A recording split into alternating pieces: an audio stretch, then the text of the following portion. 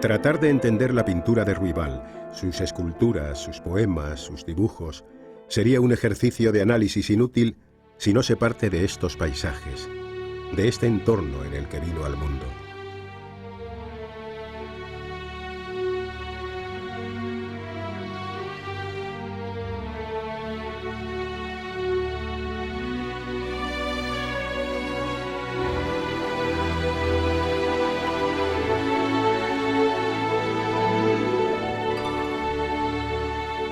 En la retina, como un leitmotiv, estuvo, está y estará siempre el mundo circundante de Acarcabada, de los molinos de Barossa, de Monjo, de Cangrallo.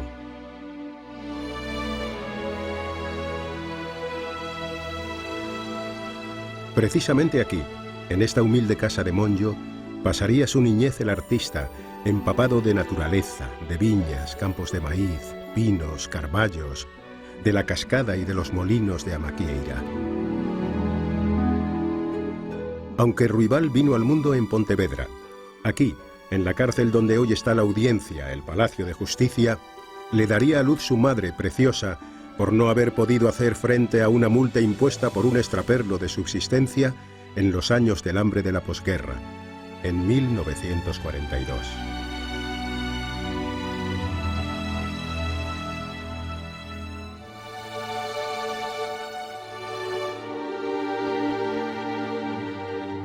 A los 6 años, el artista acude en Porrans a la escuela de don Dionisio, en ese cruce donde se concentraba el poder de entonces en Barro, la farmacia, la ferretería, la fragua, el médico, el bar, la carpintería. Aquí aprendería a leer, a escribir y sobre todo a dibujar, que era lo suyo. También aquí comenzará a trabajar, bien picando piedra, bien en el aserradero de Abarroca, bien en la cantera de barro. Los fines de semana, cuando se podía, se asistía al cine Carballal.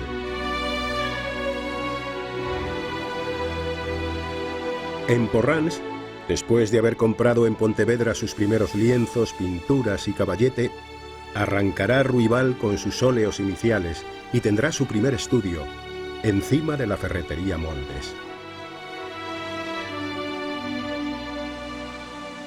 La infancia y primera juventud del artista avanzaba en los años 50 al ritmo de las estaciones y las fiestas locales. La romería de San Breiso de la verbena de Porrans.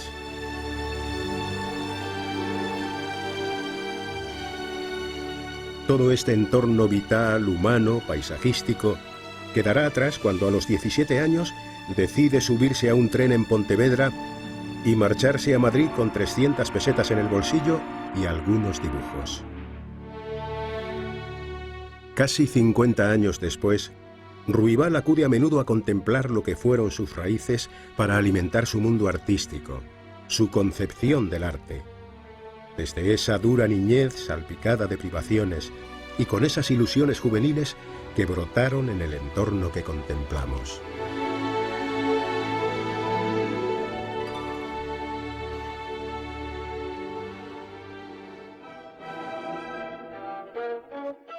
Madre. Dueño de sí, el otoño se acerca y el sol de este propicio tiempo penetra en mi estancia. Corriendo salgo hacia el bosque de mi infancia. Quiero gozar del día este en todo su esplendor, pues no sé yo cuándo esta dicha volveré a tener. La tierra aún empolvada me recibe generosamente. Los árboles del bosque me hacen caricias, cuando bajo sus ramas cruzo el sendero al otro lado del río. A mi paso los pájaros vuelan de rama en rama abandonando su canto por serle yo un intruso. Cobijadas sombras vienen a mi encuentro cuando el sol se acerca al mediodía. Enfrente veo lo que fue mi aldea y recordar puedo un sinfín de lejanas cosas.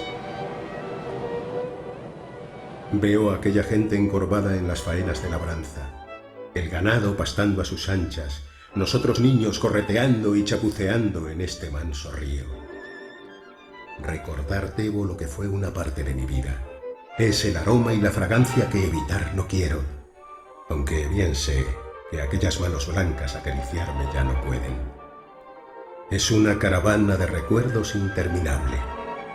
Sigo por este sendero tan para mí familiar y todo me persigue amorosamente. Y no sabes tú que en estos recuerdos te estoy nombrando, madre. Es este el propicio tiempo, cuando ibas al río a lavar la ropa de nuestra casa.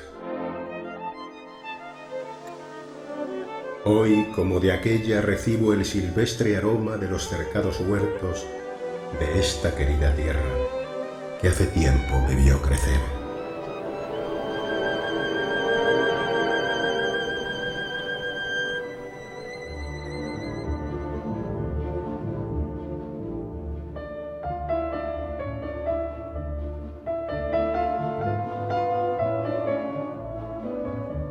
La obra de Manolo Ruibal se circunscribe a una idea de proyecto.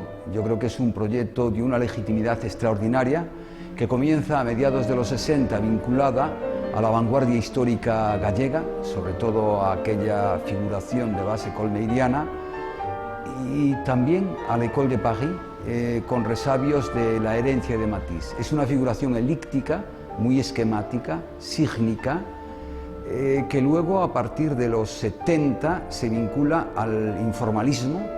Son esas muchedumbres o acantilados de la lanzada, pero con un corte muy humano. Yo diría que lo vinculan a una mirada española, oscura, negra, pero muy gestual. Y todo esto en los años 80 se configura en un minimalismo figurativo que lo caracteriza ya para siempre, sobre todo cuando capta la naturaleza a través de los árboles, personajes o bodegones que él hace cada vez más elípticos. Todo esto en los años 80 revierte en lo que en el marco internacional es posformalismo. Creo que la pintura de Manolo Ruibal a partir de los años 90 adquiere una honda personalidad, ya la había adquirido antes, para llegar luego más tarde a lo que se llama campo amplio de la pintura, la peinture élargie, que dirían los franceses, y que tiene su mejor exponente en las grandes instalaciones de escultura o en las instalaciones de pintura que hace. El proyecto de Manolo, yo diría que es todo uno.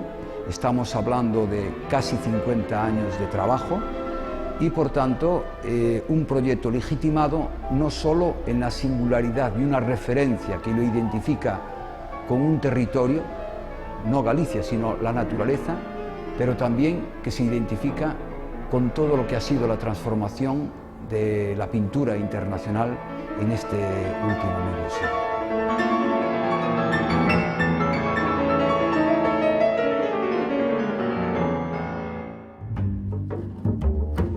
Manolo Ruibal es uno de los grandes artistas de su generación, no solo en clave gallega, sino también en clave española. Es, sobre todo y por encima de todo, un pintor. Esa es su gran apuesta como artista, y hay que decir que la ha seguido siempre con un gran rigor, al margen de las modas. Manolo comienza trabajando en clave figurativa, una figuración nutrida de aportaciones del pasado, pero hay que valorar en clave de modernidad. Él contribuye de manera decisiva a la renovación de la figuración en Galicia y en España en los años 60 y 70. Se han señalado ingredientes que le relacionan con el mundo de la vanguardia histórica gallega, con Matisse, también con el gestualismo, con la caligrafía oriental, etcétera, etcétera. Pero él ha sabido hacer, a partir de todos estos ingredientes, un estilo muy personal, un estilo que vemos como, partiendo de esa figuración, va depurándose paulatinamente hasta llegar a la esencialización formal. Una esencialización, una depuración que permite a su vez reconocer cuán importante es en su producción el dibujo. Manolo es un excelente dibujante y también, en segundo lugar, un gran colorista. Un colorista que ha hecho también del color otra de las claves de su pintura, y de muy pocos artistas puede decirse lo que de él, y es que determinados colores, simplemente con verlos, uno no los identifica inmediatamente con su producción pictórica. Sobre el Ruibal escultor, no cambia en lo sustancial su lenguaje. persiste su léxico pictórico, persiste su pulso pictoricista.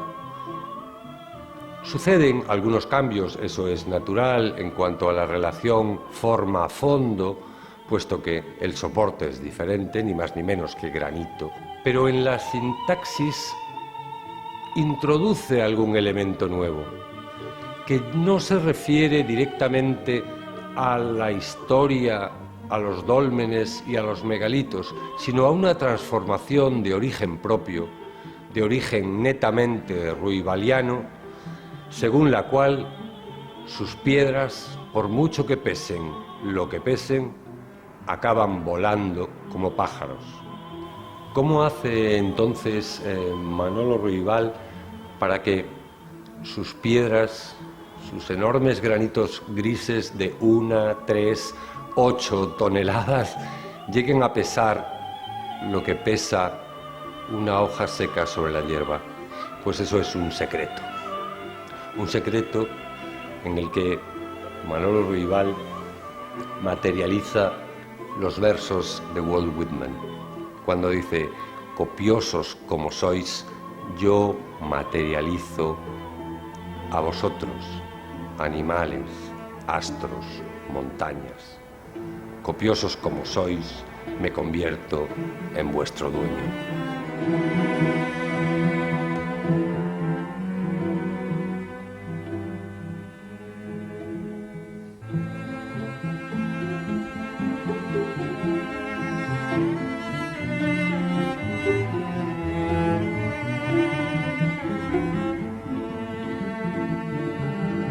En principio es la gran capacidad de Manolo Ruibal para la expresión plástica y esto lo hace a través de la pintura, lógicamente, mayoritariamente, y a través de la escultura, pero hay algo que queda quizás más escondido a lo largo de la exposición, que es el aliento poético. Manolo desde hace mucho tiempo, desde hace muchos años, siempre ha estado muy ligado a la poesía y es uno de los escasos artistas que practica o que escribe y pinta al mismo tiempo.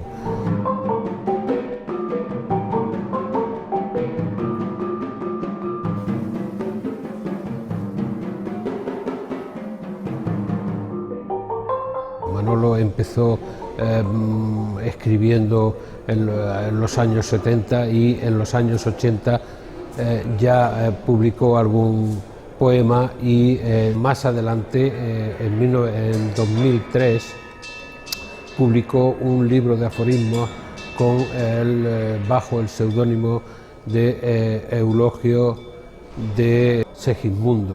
Eso quiere decir que su relación con la escritura no es tangencial y que el aliento poético que observamos en la pintura luego se materializa también en la escritura, con lo cual amplía su espectro de expresión plástica y de expresión de su identidad y de su existencia.